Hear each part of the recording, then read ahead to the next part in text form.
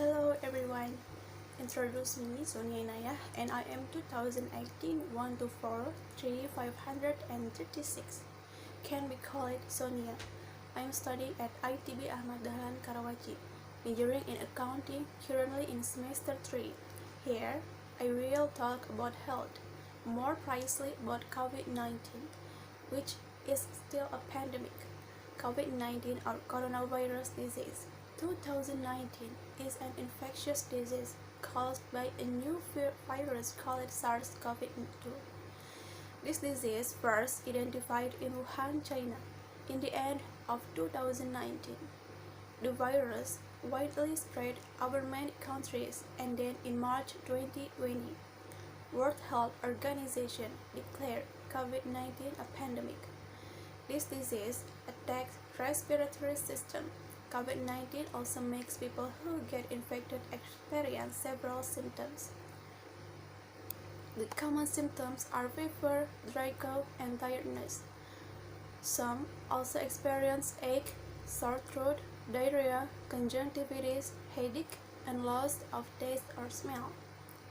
Meanwhile, the serious symptoms are shortness of breath, chest pain, and loss of speech. However, there are many who do not experience symptoms. It takes about 5 to 6 days for symptoms to show. However, the incubation period takes 14 days. People who have mild to moderate illness usually can recover without hospitalization. Meanwhile, those who experience serious symptoms have to seek medical attention. The virus spreads through the droplets when infected people sneeze or cough. Therefore, WHO gives the way to prevent infection, such as washing hands regularly with soap and water, avoiding touching face, covering mouth and nose while sneezing or coughing, staying at home, refraining from smoking, and practicing physical distancing. This virus first appears in Wuhan, China, and eventually spreads in many countries, including Indonesia. In Indonesia, the first case of COVID-19 reported on March 2, 2020. After WHO declaring COVID-19 a pandemic, all the activities such as working and studying are done in homes. However, the case of novel coronavirus keeps growing. In the end of March, the total case of this disease reached 1,528 cases.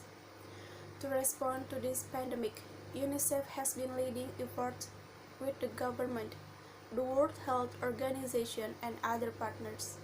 The President also issues regulation regarding the pandemic. Government Regulation Number 21, 2020 is issued to regulate the large-scale social restriction or PSBB and is implemented in coordination and collaboration with various parties in accordance with statutory provisions. The pros and cons of offline school in the midst of a pandemic. The COVID-19 pandemic affects many aspects of our lives, including school. Schools are held online at students' respective home. However, there is a discourse that schools will be reopened in July 2020 or January 2021. Many parents are worried their children will have to return to school in the near future. It because some local governments have included plans for reopening schools in the new normal place. For example, Central Java Education and Culture Office will enforce the implementation of the new normal in its region starting July 2020. Some options emerge, such as imposing a shifting system, limiting the number of students, and implementing existing health protocols. On the other hand, epidemiologist Dr. Diki Budiman advises not to open the school until the situation gets better. He says that schools reopening is risky, and it probably rises to the second wave of the coronavirus. Students can go back to school only if the preparation is done and screening process is fulfilled. Furthermore, if the screening process is not fulfilled, school's reopening is not recommended for it is dangerous. In the end, offline school can only be done if the situation in our country gets better, or zero case. Since the case is still rising these days, online school is the best option to avoid the new cluster. We need to do the health protocol. Stay in the sun in the morning, always wear mask and wash your hands more often when you have to go outside. Let's pay attention to social distance. I know, everyone missed going out and meeting friends. However, by staying home, we minimize the chance of spreading the dangerous virus. Make the most of social media. Take a new skill or take online course. Use the moment to be better.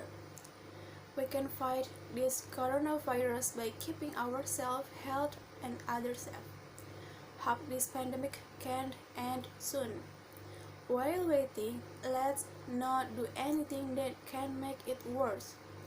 Remember, everyone keeping your distance is more important these days. We don't want the virus keep spreading when we did so many things to keep the number down. Let's start from ourselves and do various health awareness. Okay, here's my video. Thanks for watching and listening. Hopefully always healthy wherever you are. Thank you.